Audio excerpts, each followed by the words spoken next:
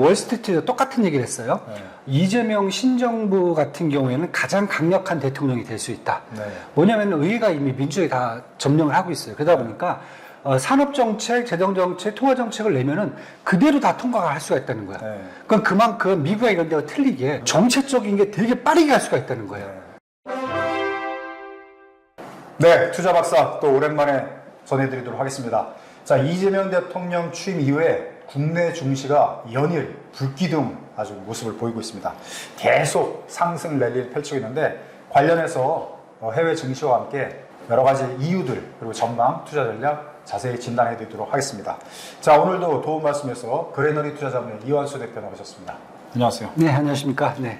자, 요즘 분위기가 좋습니다. 그럼요. 네, 네. 시장 분위기가 이재명 대통령 취임 이후에 4일, 5일, 또 연휴 끝나고 그렇죠. 9일, 네. 오늘까지 네. 계속 국내 증시가 오늘 같은 경우도 상당히 뭐 상승은 예상했지만 생각보다 또 많이 오고. 그렇죠. 네, 강합니다. 네. 자, 그래서 전체적으로 시장 이제 진단해드리고 투자 전략도 짜드릴 텐데 지금 뭐 얼마 전부터 네. 지금 이박 같은 경우도 지금은 국장이다. 네. 지금 이걸 계속 외쳤잖아요. 그렇죠. 네. 사실 이제 이재명 대통령 취임 이전부터 네. 선거 있기 직전부터 네. 평상시에는 원래 미장을 중심으로 그렇죠. 네, 이제는 국장이다. 이제 변신했습니다. 그렇게 계속 얘기를 했는데 네. 구체적으로 이제 그게 실현이 되고 있다고 볼 수 있잖아요. 그렇습니다. 네. 제가 자, 뭐 간단하게 한번 볼까요? 예, 간단하게. 왜 이제는 국장인지 그렇죠. 전체적인 큰 틀에서 한번 얘기를 해주시죠. 저희가 한 달 전에도 계속 똑같은 내용을 말씀을 드렸을 때 제가 그때 가장 크게 말씀드렸던 게 민주당이 이제 산업별 정책에 대해서 되게 강하게 말씀을 드렸어요. 네. 공약을 보면은 어떤 산업별 정책이 나오는데 이러한 정책들이 금융시장에 되게 성장이라는 키워드를 갖고 우호적으로 갈 수 있다. 네. 이게 첫 번째였고요. 그건 저는 계속 확신한다. 네. 그다음에 이번 이제 정권이 들어서면서 나온 게 저는 이제 매크로 환경, 네. 재정 정책과 통화 정책도 금융시장에 되게 우호적으로 지금 바뀌었다. 네. 이 세 가지를 다 갖고 갑니다. 그게 이제 유동성 공급의 그렇죠. 요소로 간다는 거죠. 재정정책, 통화정책, 산업별 정책 네. 이 세 가지를 보면은 일단은 되게 시장에 성장이라는 키워드들이 딱 맞춰져 있어요. 네. 그런데 맞춰진 것만 갖고 중요한 게 아니라 네. 월스트리트도 똑같은 얘기를 했어요. 네. 이재명 신정부 같은 경우에는 가장 강력한 대통령이 될 수 있다. 네. 뭐냐면 의회가 이미 민주당이 다 점령을 하고 있어요. 그러다 보니까 산업정책, 재정정책, 통화정책을 내면은 그대로 다 통과가 할 수가 있다는 거야. 네. 그럼 그만큼 미국과 이런 데가 틀리게 정책적인 게 되게 빠르게 할 수가 있다는 거예요. 네. 지금 최근에 보시면은 지금 외국인이죠. 외국인 매수세가 오늘까지 합치면 3조 원 나올 것 같아요. 외국인 매수세가 지금 아주 그리고 지금 외신발 네. 한국 증시 전망이나 네. 그 외국의 지금 펀드 매니저 이쪽에 기관 투자자 그렇죠. 이쪽에서 한국 증시를 되게 좋게 지금 평가하고 있어요. 리포트. 지금 두 가지 얘기 나옵니다. 추경 30조 얘기 나오잖아요. 네. 재정 정책이 질적으로 양적으로 좋아졌다. 네. 이거 돈 풀리겠다. 네. 두 번째 통화 정책 연말까지 2.0%. 네. 노무라 정권은 또 그렇게 보고 있어요. 아니요, 노무라 증권. 아니요, 정권을 나오네. 자, 증권이 이렇게 보고 있어요. 네. 그만큼 통화 완화 정책도 지금 충분히 가능하다. 네. 이 부분이 지금 외신들에서 가장 크게 보고 있고요. 네. 외신뿐만 아니라 지금 잘 보시면은 국내 기관들의 매수세가 되게 강해요. 네. 왜냐하면 그다음 기관들이 단적으로 얘기하면 작년에 2024년도에 국민연금이 그래서 자기들 엔비디아 투자해갖고 뭐 연수익률 6% 이상 막 때려놓았다.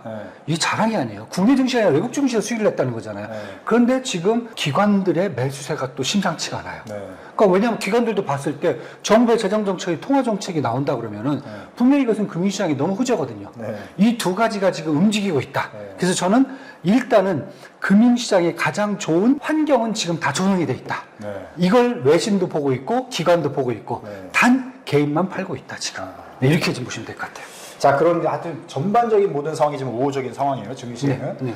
자, 그런데 그 이재명 대통령이 공약사항으로는 국내 증시 코스피를 기준으로 5천 시대를 열겠다고 했거든요. 네, 그렇죠. 네. 자, 그래서 지금 코스피 5천이 그러면 언제 도달할 거냐? 네. 취임 직전만 해도 도달하긴 하더라도 좀 먼 이야기 아닐까? 네. 이런 전망들이 많았는데 네. 지금 연일 3 거래일 연속 불기둥을 뽑으니까 그렇죠. 뭐 시간이 지금 다 바뀌고 있어요. 지금. 바뀌죠. 5천 네. 시대 뭐 그렇게 먼 시점이 아닐 것 같다는 전망도 많이 나오고 있는데 어떻게 보십니까? 저희 같은 경우는 사실 이재명 대표가 뭐 대선 때 공약 얘기했을 때, 저는 뭐 다니면서 방송도 그렇고 여기서도 그렇고 5천은 가능하다. 그렇게 좀 분명히 봤고, 본 이유 아까 뭐 세 가지 정책 다 말씀드렸잖아요. 그 정책들이 간다라고 했을 경우에, 저는 한 1년 반 정도에서 2년 정도, 이 정도면 다 반영이 될 수 있다. 왜냐하면 이제 이렇게 한번 말씀을 드릴게요. 수치상으로 본다면 지금 코스피 PER이 현재요. 오늘자는 14배예요. 코스피 PER이. 그런데 사실 최근 5년 평균이 18배란 말이에요. PER이. 그럼 평균치 밑에요. 그리고 예를 들어서 저희 코로나 때 지금 한 3,300 넘었을 때가 있어요. 코스피가. 전고점으로 그쵸? 코스피 기준으로. 이때가 24배였단 말이에요. 저는 24배는 충분히 갈 수 있다. 왜? 재정, 통화정책으로 이렇게 돈 풀어주는데 24배가 못 갈 이유가 없다. 뭐 이 정도 풀어주면은 한 1년 반에서 1년이면 충분히 간다. 24배까지. PER 첫 번째. 두 번째. 산업별 정책으로 지금 적극적으로 밀어붙이고 있단 말이에요. 산업별로 밀어붙이면은 지금 이제 주당 순이익이 있잖아요. 기업들의 주당 순이익이 제가 봤을 땐 최소한 20% 이상 증가할 수 있어요. 그러니까 EPS 20% 증가하고 PER 24배가 올라갈 수 있다. 그러면은 제가 봤을 때는 충분히 지금 5천성이 올 수 있다는 거죠. 그리고 주당 EPS 20% 증가한다. 한 2년 정도 걸릴 것 같아요. 한 1년에 10% 정도씩. 왜냐하면 이 정도의 산업 지원책이라면은 안 낼 수가 없죠. EPS가. 왜냐하면 볼륨이 커지던가 수익률이 증가하던가. 제가 봤을 땐 볼륨 커질 것 같아요. 이 정도 나오면은 저는 이 정도 수치가 달성되는데 뭐 당장 내일 달성한다. 뭐 그건 쉽지는 않을 것 같고요. 왜냐하면은 유동성도 들어와야 되고 기업의 펀더멘탈도 증가를 해야 돼요. 기업 펀더멘탈 증가하는데 저는 한 2년 정도 걸린다 보고요. 돈이 풀려갖고 한 1년, 2년 정도 풀린다라고 보면은 24배 올라오는 것은 제가 봤을 때 한 1년 걸린다. 그래서 제가 말씀드리는 게 아마 지금부터 땡 시작해서 출발한다고 그러면은 아마 펀더멘탈적으로, 그다음 유동성적으로 시장이 올라온 데는 한 1년 반에서 2년이면 되지 않을까. 이렇게 지금 보고 있습니다. 그래서 그 정도 안에서는 5천선 충분하다. 이렇게 지금 보고 있습니다. 자, 그러면은 진짜 빨리 보면은 1년. 조금 시간을 보면 2년 정도 이박은 본다. 이렇게. 그렇죠. 그 기간으로 봤을 때. 그러니까 이재명 정부 하에서 지금으로부터 집권 3년 차 정도 되면 코스피 5천을 우리가 바라볼 수 있을 것 같다. 이렇게 전망을 하시는 거고. 정책대로만 간다면. 자, 지금 나와 있는 예고되어 있는 공약 사항대로 정책이 실행이 되고 전체적으로 유동성이 확보가 좀 된다면 그렇게 예상을 하는 거고요. 이 앞에 변수가 바뀌면 뭐 결과적인 것도 바뀌게 될 테니까. 그렇죠, 맞습니다. 그건 이제 그렇게 감안해서 보시면 될 것 같고요. 현 시점의 상황에서 그렇게 이박은 전망한다 이렇게 이해를 하시면 될 것 같습니다. 그러면 그거는 어떻게 보면 장기 전망이라고 볼 수 있고 단기적으로 보면 지금 코스피가 2,800 오늘 같은 경우 지금 60선 넘었다가 지금 왔다 갔다 하고 있거든요. 자, 이렇게 되면은 금준에 코스피 3천 넘지 않겠냐? 뭐 가능하죠. 이렇게 보고 3천선은 뭐 그냥 저는 쉽게 기대감으로도 갈 수 있는 그런. 자, 그러면 이제 일부 전문가들 같은 경우는 3천을 터치하더라도 단기 어떤 저항선 역할을 하면서 그쵸, 맞습니다. 조금 빠졌다가 다시 올라가더라도 뭐 단기 이제 트레이딩 하시는 분들도 많이 계시니까 그 다음에 최근에 또 투자하신 분들이 많이 계시기 때문에 이제 전략을 단기적으로도 짜볼 필요가 있잖아요. 그러니까 이번 주에 3천을 터치하더라도 그걸 뚫고 확 올라가기는 쉽지 않을 것 같다. 그렇게 보여지죠. 거기에도 이제 이박도 동일하신 겁니까? 그렇죠. 왜냐하면 3천이 약간 저항선이 있다는 게 지금 이제 기대감이잖아요. 뭐 트럼프 행정부도 저희가 봤어요. 기대감으로 확실히 올라가는데 실제적으로 이제 정책이 시행이 들어가잖아요. 갔을 때 과연 그 정책적인 효과가 나타나는지를 한번 또 시장은 또 판단을 해야 되거든요. 그래서 제가 이제 3천선을 보는 이유가 다른 게 아니라 아마 3천선 정도 가면은 다른 것보다 이제 지금 정부에서 얘기한 게 제가 가장 먼저 얘기했던 게 재정정책을 말씀을 드렸어요. 추가 부양책 30조 원 이렇게 얘기를 했는데 이거 뭐 의회에서 분명히 통과가 되겠죠. 금방 통과될 것 같아요. 제가 봤을 때는. 그러면 30조 원을 뿌렸을 경우에 정책적 효과가 눈에 보이게 나타날 수 있는지 이걸 먼저 3천선에서 볼 수 있다. 확인을 해야 된다. 확인을 했다. 근데 저는 쉽게 확인을 할 수 있을 것 같다. 그게 제가 가장 먼저 말씀드리는 게 이번 재정정책의 질적 양적으로 좋다는 거예요. 질적으로 본다면은 안에 있는 키워드들이 다 성장해요. 그러니까 쉽게 해서 이전 정부들은 개발이라는 단어를 많이 썼단 말이에요. 개발 정책이 들어가면 사실 금융시장에는 큰 혜택이 없어요. 뭐 인프라만 나왔자 뭐 주식에 무슨 영향이 있겠어요. 사실 솔직히 말씀드릴게요. 시중에 돈이 도는 거하고 또 다른 문제가 다르죠. 완전히 다른 거죠. 근데 지금은 다 산업정책이란 말이에요. 성장정책, 내수 확대를 위해서 돈을 풀겠다. 중소업자를 위해서 돈을 풀겠다. 지역화폐를 풀겠다. 막 다 이런 정책이요. 일단 바로 쓸 수 있는 그렇죠. 자금으로 뿌린다는 예, 거죠. 산업지원책 100조를 뭐 AI 투자하겠다. 자, 이것들은 바로 돈이 들어갈 수 있는 정책들이에요. 그래서 제가 질적으로 좋다. 지역화폐는 그냥 다음날 풀어버리면 되거든요. 그럼 이게 눈에 보일 수 있는 부분이고, 두 번째는 이제 어떤 분들은 그걸 얘기해요. 야, 이렇게 됐을 경우에 재정에 부담이 돼갖고 이거 문제가 되는 거 아니냐. 그래서 물가 상승도 뭐 그런 얘기 많이 하잖아요. 근데 제가 이제 양적인 얘기를 요즘 많이 해요. 어떤 얘기냐면은 잘 보시면 지난해죠. 2024년도 말로 대한민국의 국가 부채 비율, GDP 대비 국가 부채 비율이 45%예요. 근데 이게 2023년 말에는 50%였어요. 떨어졌어요.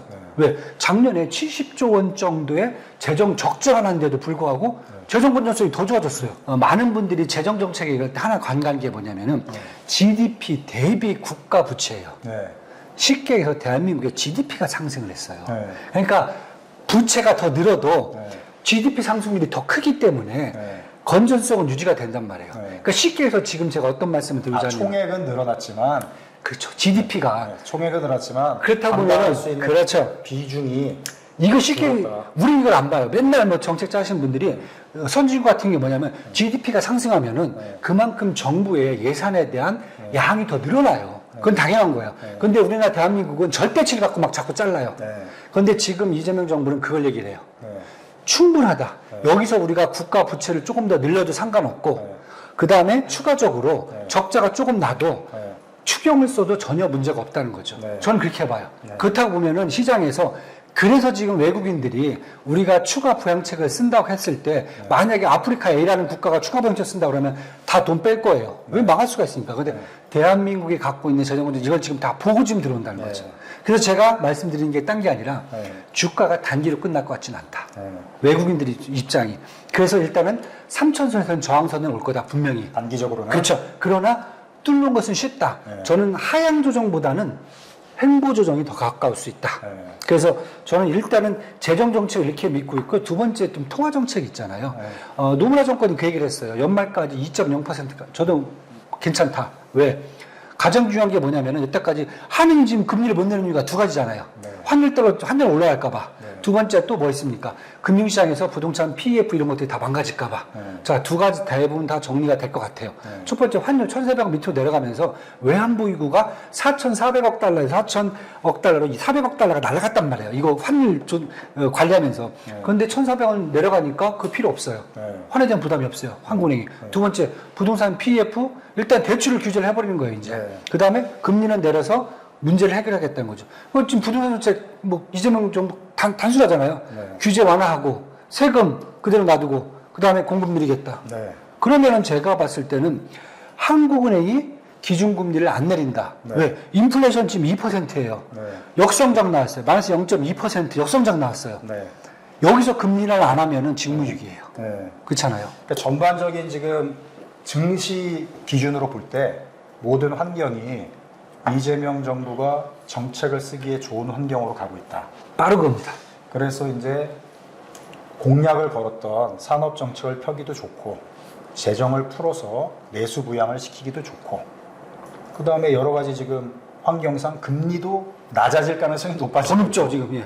그러니까 자연스럽게 증시에는 유동성이 확보되고 분위기도 좋아지고 외국에서도 지금 좋게 평가를 하고 있고 여기서 증시에 대한 내부적인 뭐 국민연금이 됐든 뭐 이런 식의 분위기만 다잡아가면 그럼요. 증시는 올라갈 수밖에 없는 장기적으로도 그런 환경을 예상을 해볼 수가 있다. 네, 그렇죠. 근데 단기적으로는 어쨌든 3천 정도, 코스피 3천 정도를 단기 저항성 정도로 보시는 거고. 네, 그렇죠. 근데 그게 밑으로 조정되는 게 아니라 횡보 조정으로 보신다. 네, 그렇죠. 그래서 치고 나갈 가능성이 점점 더 높아진다. 그렇게 보시는 거네요. 그렇죠. 자, 그러면 구체적으로 종목, 업종별 투자 전략으로 들어간다면 평상시에도 여러 가지 이제 업종들 말씀 많이 해주셨지만 지금 이제 정권이 이제 새로 태동을 했기 때문에 이 시점에서 다시 한번 업종을 진단하고 종목을 어떤 것들을 보면 좋은지 또 조언을 한번 해주시죠. 일단은 제가 재정이라든지 전반적인 통화정책, 매크로 정책 얘기를 했잖아요. 그렇다고 보면은 지금 가장 정부가 미는 게 사실 저는 AI 산업이라고 봐요. 네. 반도체 AI 산업이잖아요. 뭐 100조 투자 이미 얘기를 했잖아요. 네. 그거에 따라서 지금 이미 반도체하고 AI 쪽이 가고 있고, 네. 사실 우리는 뭐 그걸 뭐 몇 달 전부터 이미 얘기를 했고요. 그 네. 부분에 대해서는. 그런데 이제 많은 분들이 그 얘기를 하세요. 그래, 그 기술을 개발해갖고 우리가 그러면은 뭐 수출을 하겠다. 그런 생각을 하잖아요. 네. 근데 저는 수출을 하겠다는 거기는 일단은 접어두시고, 네. 내수 먼저 생각을 해라. 네. 왜냐면은 AI가 반도체는 좀 크다. 앞으로 더 강하게 나갈 수 있다는 게 일단 내수 먼저 확보를 해야 된다. 네. 뭐냐? 지금 계속 스마트 시티, 스마트 정부 얘기하고 있잖아요. 네. 스마트 시티, 스마트 정부에 가장 필요한 게 뭡니까? 반도체, 네. 자율주행, 플랫폼, 네. 그 다음에 이제 AI 모델. 이게 다 필요한 거죠. 친환경 정책까지.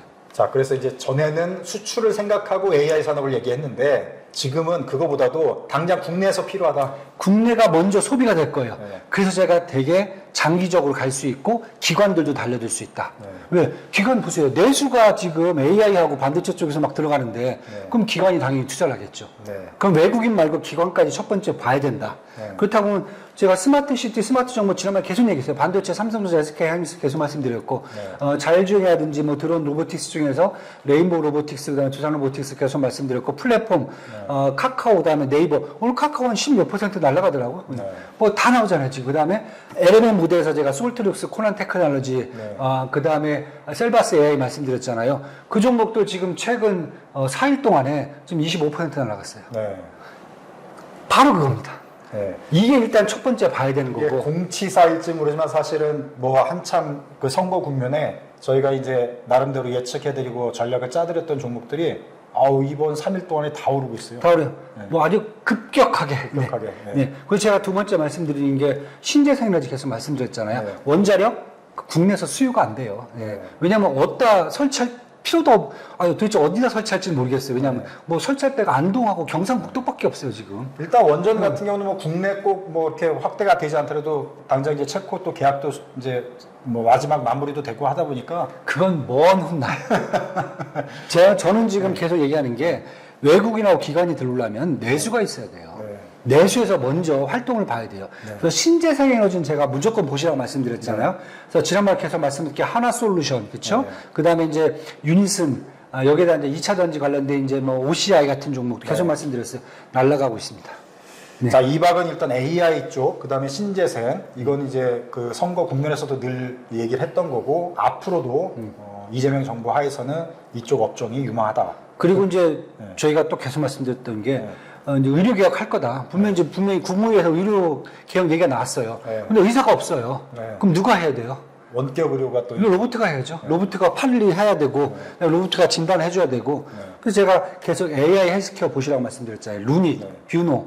예, 다시 또 제동 걸었습니다. 시동 걸었습니다. 네. 그럼 마지막으로 제가 말씀드렸던 게 외교 정책상으로 본다면은 균형 있는 외교라고 그랬어요. 그러면 중국하고 러시아에 대한 일단 관계 개선 얘기 말씀드리면서 계속 화장품, 엔터, 항공, 여행주 네. 계속 갑니다. 네. 구독! 좋아요. 앞서 저희가 요 얘기는 안 했지만 진짜 그 대외적인 관계에 있어서도 미국 편중된 그런 외교가 아니라 분명히 이게 다변화될 가능성이 보이거든요. 그렇게 따지면은 확실히 중국 쪽 시장이 좋아질 그럼요. 가능성이 높다. 여기다 또 이제 러시아도 가야 돼요. 네, 러시아 그 뭐 부산을 기점으로 해가지고 뭐 북해항로. 북극 항로를 열겠다, 맞죠? 뭐 그건 맞는 러시아와의 거죠. 관계를 개선하겠다 이런 얘기들이 공식적으로 나오고 있기 때문에 결과적으로는 뭐 옛날에 그 북방 정책 비슷하게 그렇죠. 네, 노태우 정권 때. 네. 친북방 그런 친북방 비슷한 맞죠. 느낌으로다가 관련 종목들도 수혜를 많이 받지 않을까 이렇게 전망이 되는데 자 이제 그 북쪽 나라들 말씀하셨으니까 네, 네. 이제 러시아는 좀 뭐 증시 차원에서 우리가 러시아를 직접 투자는 거의 안 하시니까 쉽진 않죠. 네. 관련 종목들로 가야죠. 일단 이제 시장으로만 따졌을 때 우리가 이제 한국 사람들이 관심 있는 게 미국 증시, 네. 한국, 그다음에 중국 증시 네. 이렇게 세 가지를 시장을 놓고 우리가 비중 포트폴리오를 짠다고 했을 때 이 박은 이제 앞으로 네. 현 시점에서 어떤 비중과 포트폴리오를 갖고 이 세 시장을 접근하면 좋다고 보시는지 좀 네. 조언을 좀 주시죠. 뭐 일단 국내 주식만 하시는 분들은 사실 별 의미가 없는데 네. 글로벌로 주식 포트폴리오를 이제 배분하시는 분들은 저희들이 계속 그 전에는 뭐 거의 미국에 거의 한 80% 중국 네. 10 한국 10%이 정도로 계속 그런 의도로 말씀을 네. 드렸다고 보시면 지금은 이제 제가 봤을 때는 이제 저는 433 정도는 가야 되지 않겠나. 4. 예, 미국 4, 중국 3, 한국 3 정도.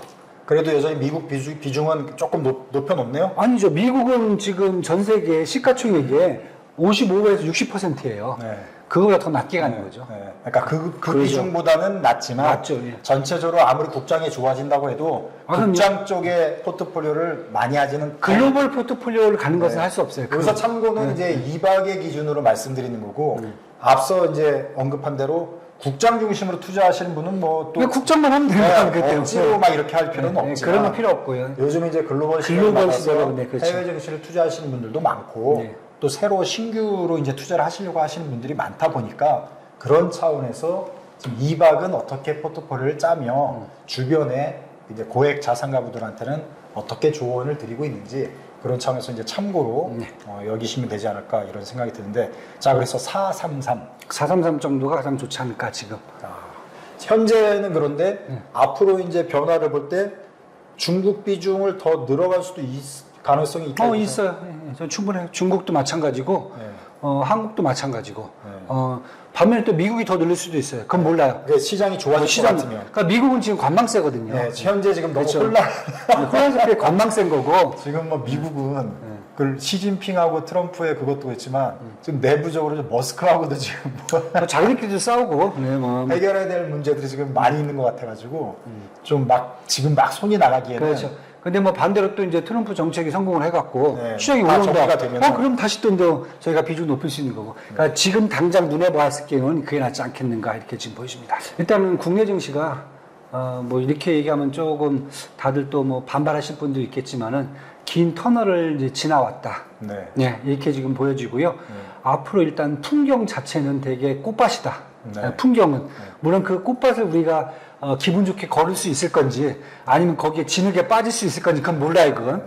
하지만은 일단 풍경 자체는 꽃밭이기 때문에 그 꽃밭을 보는 것을 즐기는 것도 네. 사실 뭐 우리 투자가분들이 어떻게 보면 즐거움이 될 수 있다. 네, 이렇게 지금 보시면 될 것 같습니다. 네. 자, 말씀 주신 대로 지금 한국 증시가 긴 터널을 지나왔습니다.